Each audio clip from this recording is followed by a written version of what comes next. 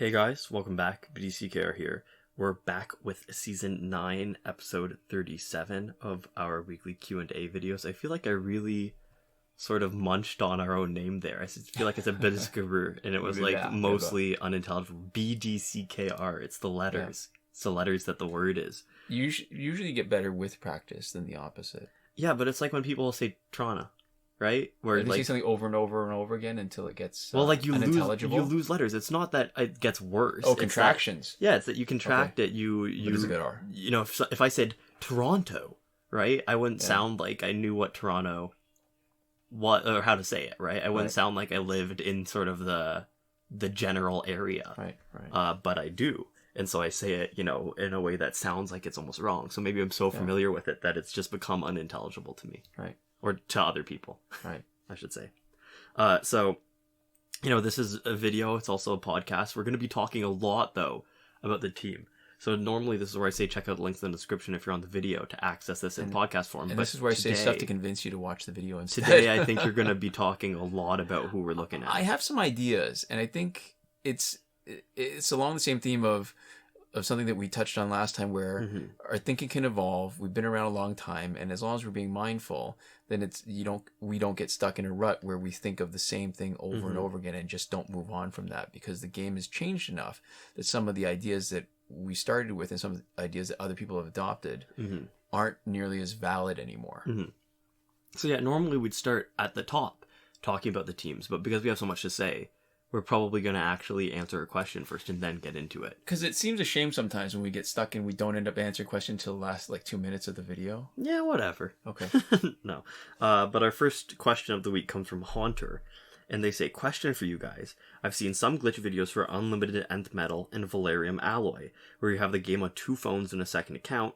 You go on a spending spree of nth/alloy, then on your second device complete an activity that gives you nth/alloy, and it'll give you back your full metal and alloy. Then just sign out and back in on the first device, and you not only got back your metal/alloy, you also keep the packs you opened earlier.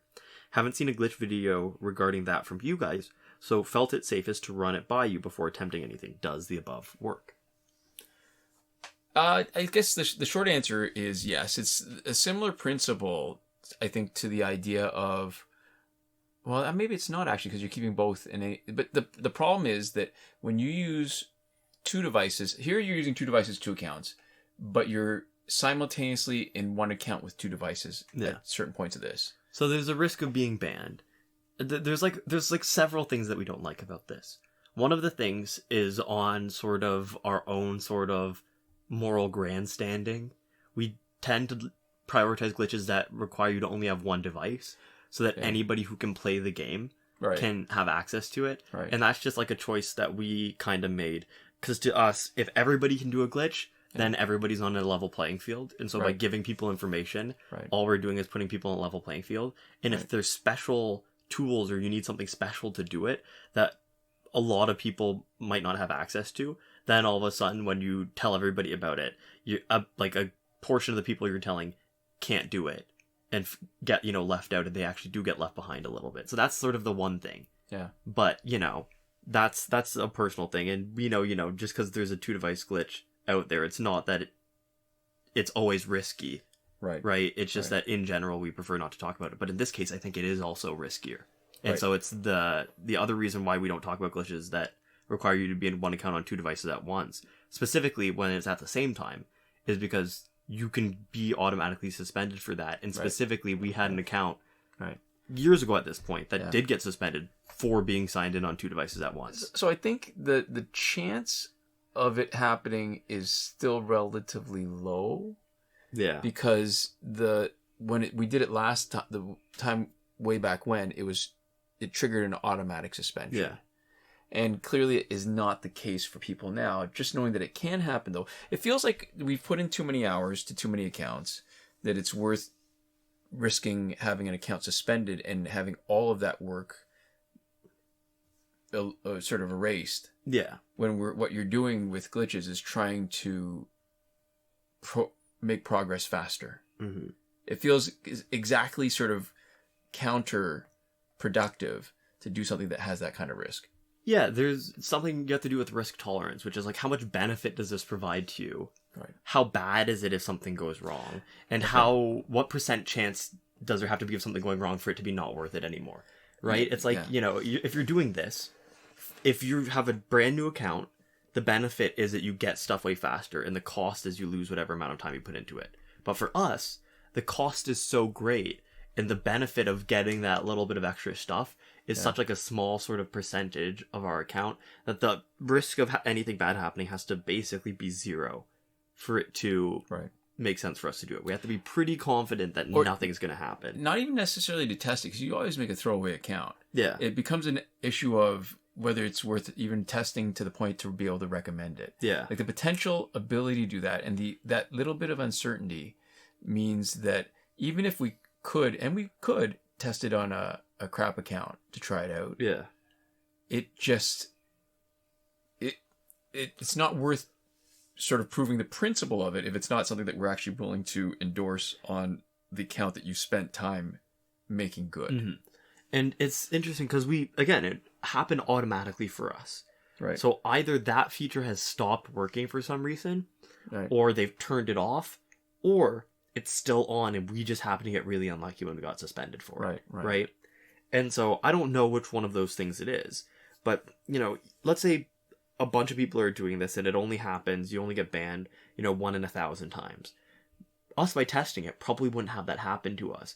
But the fact that we know that it can happen and it's built into the game means that even if we do it, 1, 10, 50, 100 times and it's fine, I still wouldn't feel 100% confident saying that nothing bad will happen to you if you do this. Right.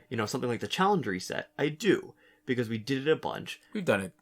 I've done it thousands of times. Yeah, and there's never been any sort of credible report of somebody getting banned from the challenge reset. And in theory, it's not really possible. The kind of sort of fine-tooth comb that you'd have to take over your account to be able to pick that up. Yeah.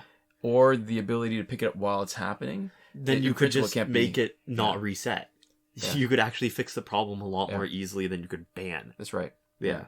So there's a couple reasons, and I think those are the reasons why we don't recommend it. So this is interesting too. So you've touched on a couple ideas that make me think of COVID.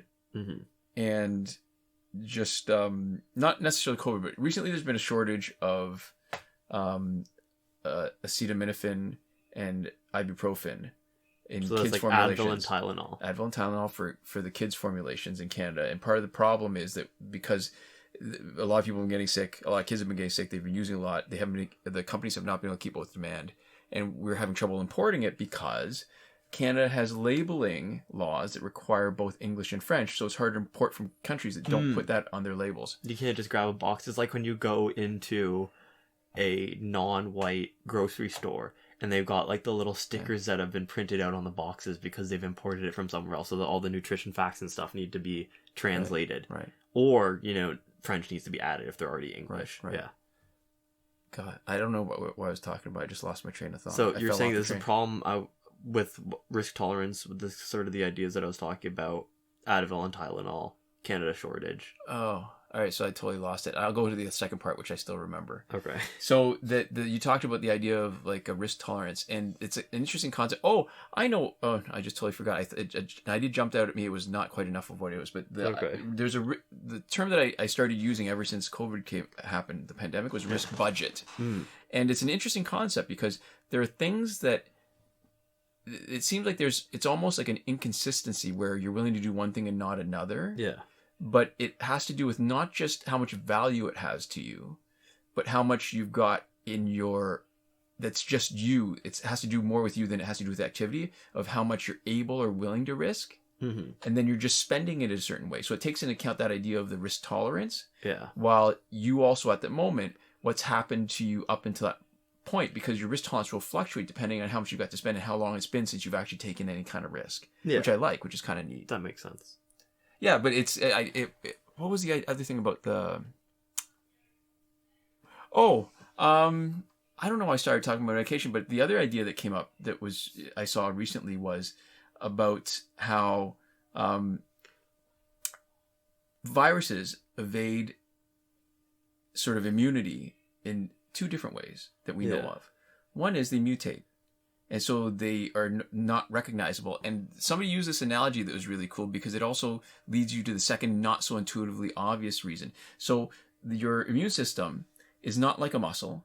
It doesn't get weak with lack of practice. Your immune system is like a rogues gallery of pictures where you have pictures of these viruses, so you recognize them quicker. Yeah. And if you see that your immune system sees them, you say, hey, that's that guy. Yeah. You will attack them faster and not wait until you see them do something bad. It's like the shoplifter board in like a Right. like a Walmart or something. Right.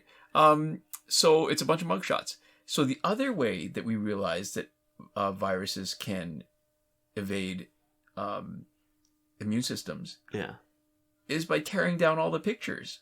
So what's cool, not cool, but it's neat conceptually, but really awful in practice, is that for the longest time we didn't know this because people were immunized against measles. There's not a lot of wild measles.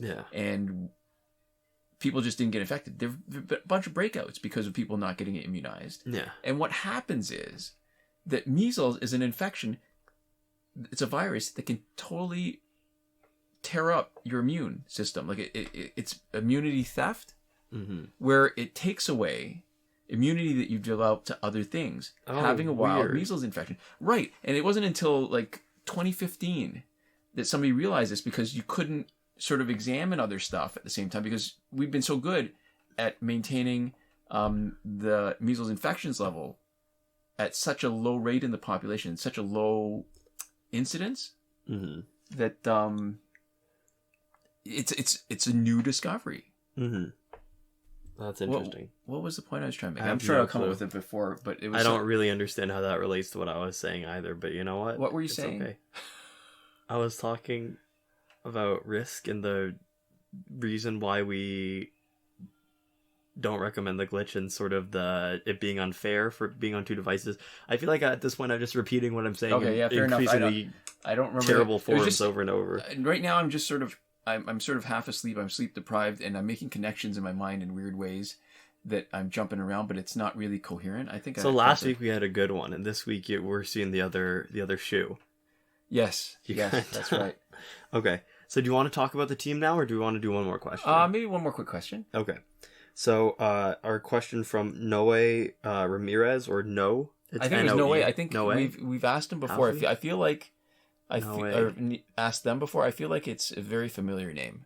It does feel familiar to me too. That's the other problem with asking people how their names are pronounced, is that sometimes you just lose it. Yes. And so they say, question for the next Q&A: who would Superman Dawn of Justice or Superman Man of Steel best team up with? Looking to make two separate teams with those characters. I know Man of Steel is outdated, but I'm still curious. So Dawn of Justice, I believe, is the Superman that has a chance of shattering gear. His passive is not... It's really cool when it triggers, but it's not nearly as useful because it has to be unblocked. It's only a chance, and you need to generate power. So I think in both cases... so in Superman Man of Steel, his power is he can do a special with a chance of not using up power. Yeah. So I would say that both of them are really good with New 52 Wonder Woman. Because what you do with New 52 Wonder Woman is you're leveraging her passive, and if she's a special specialist, you're generating power for them. I mean, you could actually use both of the Supermen in their own team and make them generate their own power, but then it makes it harder to take advantage of what they do the same way. Yeah. Like the more people that the Tantu Totem generates power for, I think the better it is. I would actually say Man of Steel is not outdated at all. And we showed him last week, I think, in our Q&A video, where when you leverage his specials ability. So Wonder Woman comes in, she does her specials. If it does no damage, she gets her power back. She's still generating power for her teammates, including Superman. If she knocks them out, she gets her power back, and she's generating power for her teammates, which includes Superman. And then when you drop in Man of Steel Superman, and he's got 3 bars of power, most of the time, he will be able to do 4 special ones. And when you do 4 special ones and you've got the Claw of Horus, what you've done is boom, boom, boom, shattered everybody's gear. Not outdated at all. So here's the other thing. When you've got more than one specialist, it's not impossible. It's not hard, but it's a little bit difficult to try to leverage the amount of damage each of them does. Yeah. And I think if what you do instead of leveraging the damage, you leverage the special effect, you will get more out of the team and not waste a teammate the same way if you're making a couple people to be super power damage dealers and one of them just sits on the bench and you never use them. And they only ever need as backup if you screw up and you let your regular, sort of your not regular, but your main power damage dealer. Yeah. Your main specialist do all the work. I think New 52 Wonder Woman is almost required for any Superman team. It's almost a waste not to have her. Excuse me. So maybe not required, but if you've got her, you should almost always be using her. Yeah. I mean, she's spectacular. So there we go. Maybe now you can talk about the team that we're looking at. Oh, excuse me. Sorry. You know what? I'm coughing a bit. I don't know if I'll be able to edit it out in the video, depending on how long this goes. Yeah. So, Luchador Bane challenge coming up tomorrow. Challenges are on Wednesdays. Multiplayer is on Thursday. I believe so. Yeah. Okay. So, this is the idea. What I like about this is that it deals with the idea that when you make changes to the team, the way we've always approached team is we have an idea, we make the team, and then we make adjustments on the fly depending on how they perform. And I think the hardest thing is making a fundamental change in the composition, the strategy of the team, when enough of the meta part of the game changes, that instead of trying to leverage and maximize what used to be good and moving on to what is currently good, but because what used to be good, that strategy still works, there's that inertia that can sometimes stop you from moving. So, bit of background. Luchador Bane, nuclear loadout. So the one where he drops a bomb, destroys the other team. It depended on 4 things. So one is that his passive boosts damage in the first few seconds of a fight. The second thing was he has a chance to stun opponents on tagging. The third thing is there was gear that was introduced to boost stun damage. That was a Cloak of Destiny. And then when League of Assassins Knives came, it was not only able to boost special 1 damage as well as give you splash damage. Yeah.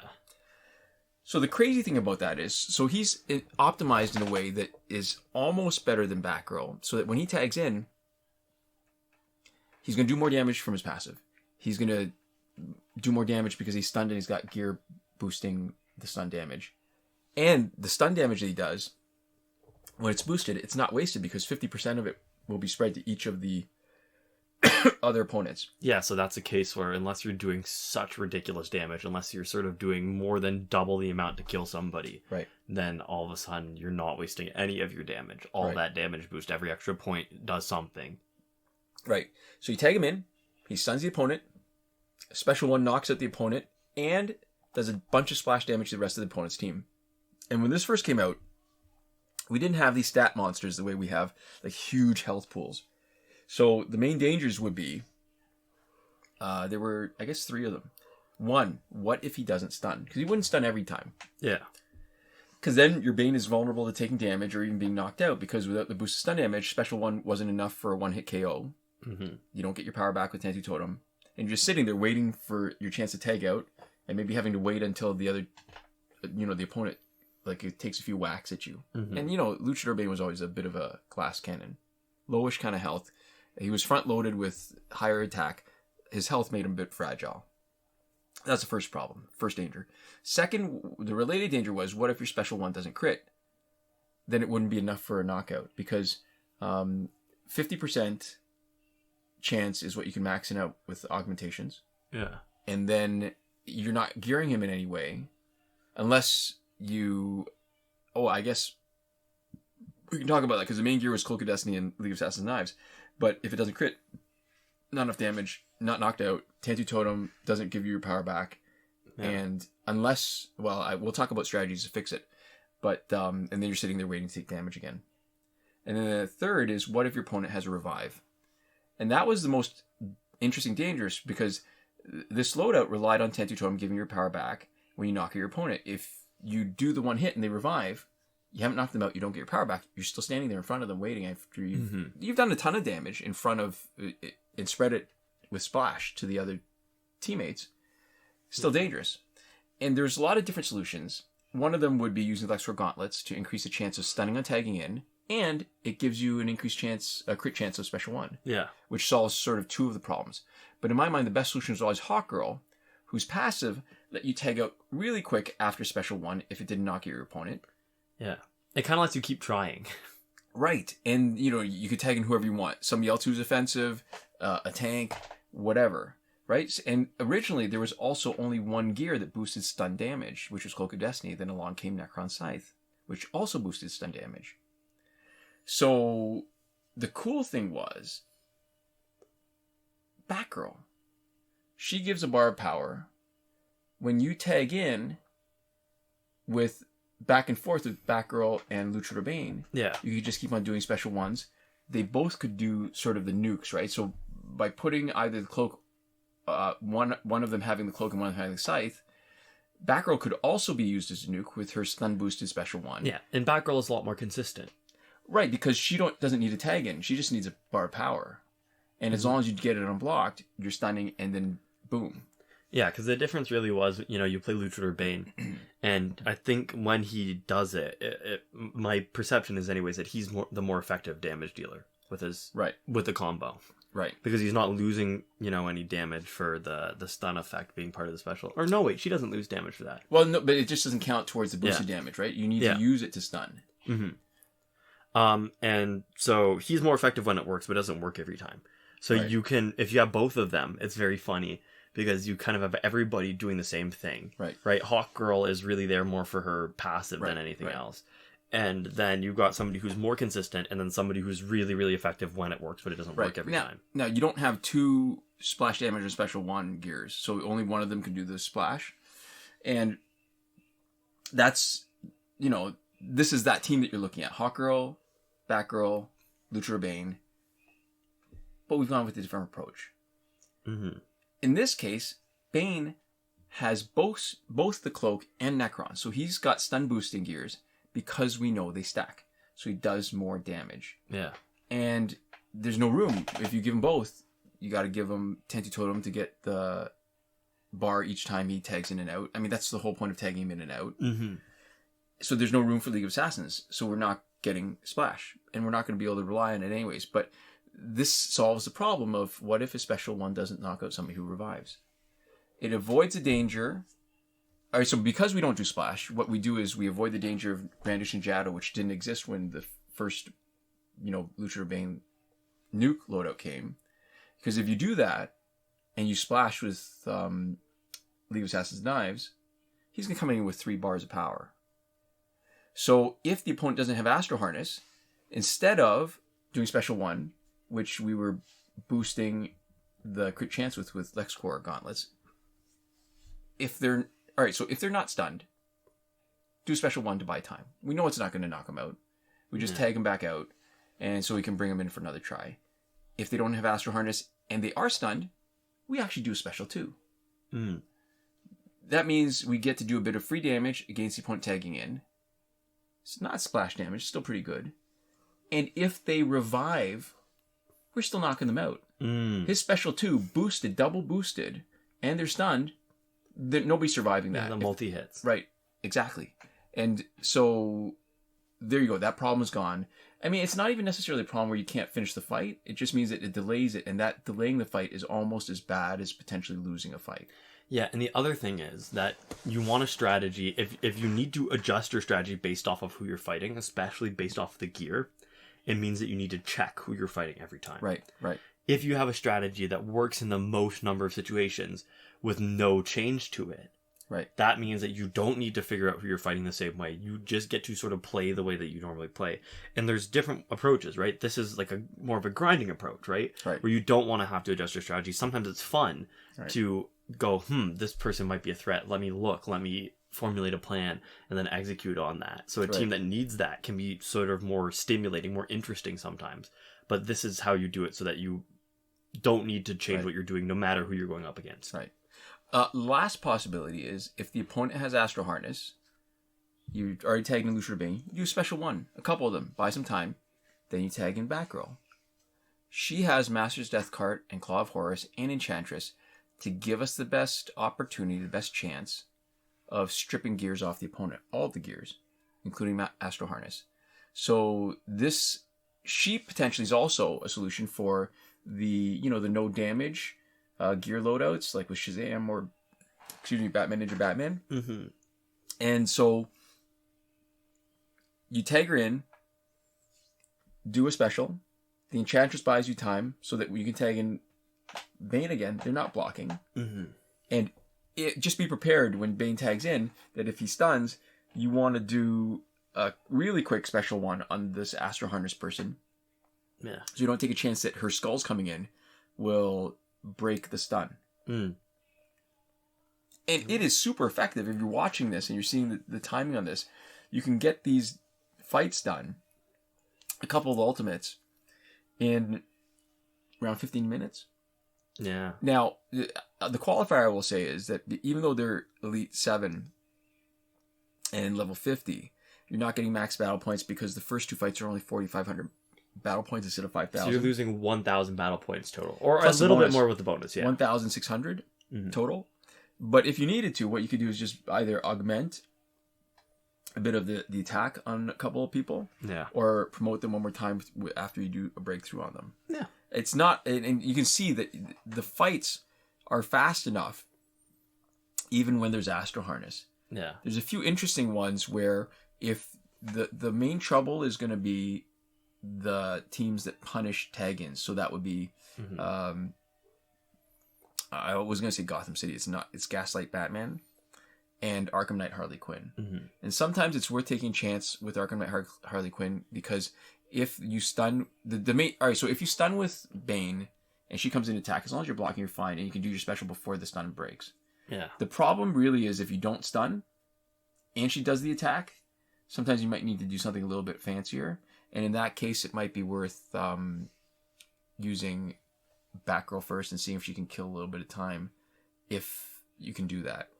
Oh, bonus, if I can find it, we're talking last week about the Reverse Flash Infinite combo juggle. I don't know why I said that.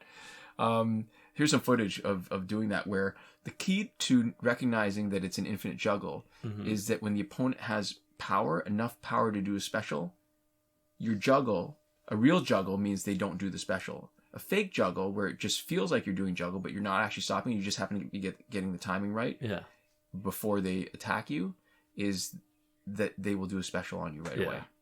So this is why it's kind of neat that these are really good examples of Reverse Flash. Just totally kicking butt. Doesn't even have to do a huge amount of damage, but in the context of the team that he's on, what he does is he buys you time, and all it costs you is like a special one to boost his speed, and then all of a sudden he's like a monster. So there we go. We are clearly both on weirdly low batteries this week. I thought we were tired last week, but it's been... Yeah. All right, so we'll answer one, maybe two more questions. One more? You think we got time for that? Maybe one more? Yeah, we can do one more. So we have a question from Lou, and they say, a few questions. Does it matter when I upgrade special attacks early? Like, will it decrease stats? Can you put as many augments in each category of character, or is there a max? Like, if I put all damage augments, will it not let me use health augments? And I think the reason why we can answer this question... Because there's a real answer. There's a definitive answer. It's so answer. fast, yeah. There's no waffling. There's no personal opinion. So it doesn't matter when you upgrade special attacks at all. Yeah, it's not like Pokemon. I remember when Pokemon, depending on how you augmented them, if you used like rare candies, you would be missing out on some of the hidden augmentations. Yeah. Nothing like that. Nothing. Yeah, happens. so upgrade them whenever you want. If they're maxed out, you're getting the max that you'd get from them. And then also... augments in each category. So there is a limit to augments, but they are... But not as a global one in each category. Right. You get 300 base stat in attack and health. All right, so let me clarify that too. Because when you get a card, before you've done anything on them, before you promote them, before you level them up, they have a number. Those are the base stats that we keep on talking about. Yeah, and so when you talk about like 1100 or like 1000 or 800 or whatever. That's a card at level 1, 0 promotion, elite 0. Yeah, and the reason why we talk about it in those terms is because the different tiers, bronze, silver, and gold, gain stats at a different rate depending. So golds gain stats faster, and golds gain health more than they gain attack when they level up. Right. So whatever your stats are at the beginning, the proportion's going to look different when they're fully maxed out.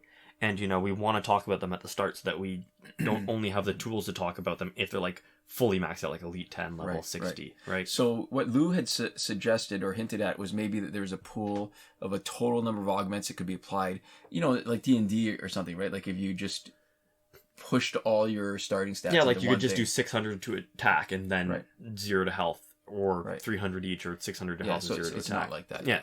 So you can do 300 each to the base stats of attack and health. You can do 50% to crit chance, and then you can do an extra 100% to crit damage. Right. Because crit damage starts at 150% and maxes out at 250%. Right. So that's why bronze characters get a bigger boost, because as a proportion relative to what their actual health is at the beginning, 300 is a big amount. Yeah. And the really high stat monsters don't get as big a percentage boost when you max augment them, but they still go up. They don't get as big a percentage boost, but they actually get a larger objective number boost because they gain stats faster. Right. So golds gains more stats per level from their base stats. Right. So you get the biggest number, but the smallest percentage when you look at the really, really high stat people. Right. Yeah. So what was the other thing? Was there any part to the question? Yeah, so I generally like to not augment the damage and health stats until the very, unless I'm forced to, like this team that we're seeing, if it meant the difference between, max battle points and not max battle points. But have you augmented them for damage and health? No. So you could. I could. Yeah. And the interesting person that you'd want that really benefits from like a tiny bit of health augmentation is Red Lantern Hal Jordan. Because each of his special ones takes away, I think, 1/5 of his health. Yeah, and so you want it on a weird number. So it can't be exactly 1/5 for the last one. And he's left with 1 health. And instead of getting knocked out. Right, so you get 1 extra special. Right, exactly. Yeah. And there are other people. Containment Suit Doomsday is one good example. When people have hidden health, hidden stats, then boosting that will actually boost them more. So, for example, not only Containment Doomsday, where he gets the revives, but say Injustice to Superman, and who has a boost to both, like a passive that boosts his health and attack. Yeah. And Arkham Origins Deathstroke. The problem with those two guys is it's not entirely hidden. It's actually showing, but it boosts them more total. So in offline play, it'll help you. But in online play, unless you're already maxed out at the top levels where you're facing the strongest teams anyways, it's Matchmaker is going to make you face stronger teams because of that. Yeah. So there we go. And I think that is a good place to end off, finally. A short question that just has an objective answer that we can just talk about and move on. Although we did do a brief foray into Pokemon. Oh, that's true.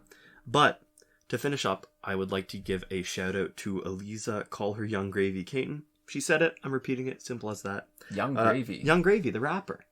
Oh, I thought you meant like, it's really fresh. Like it's new gravy. Like it's not the stuff that's been sitting in the fridge for a couple of days. No. After Thanksgiving. Nope, the guy, the man. I did not know that. The man, the myth, the legend. This shout out was brought to you by a rapper who I started out liking mostly ironically, but then I've subsequently developed like an actual appreciation for and listened to some of his music just because I enjoy it. Nice. But anyways, we'd also like to give a huge thank you to all the lovely folks who support us on Patreon. And that would be Bumble Ben, Consul Peasant, and Edwoon at the highest tier, last word. Sinemac and Mohammed Albshaiti at the Your Message Here tier. Shawn, Farrell, Daniel Simonson, Aaron Maule, Michael DeVries, Brandon C., Irvin Ruiz, Eddydoo, and Hoshi127 supporting us on the credited level. And Chris Wolf, Scarlet Danny, Awesome Gamer 2for1, Pavu RS, Gavin Malott, and Isfar E at the gratitude level. Thank you so much for your support. Thanks so much all of you for watching. We'll see you next time. Komoda.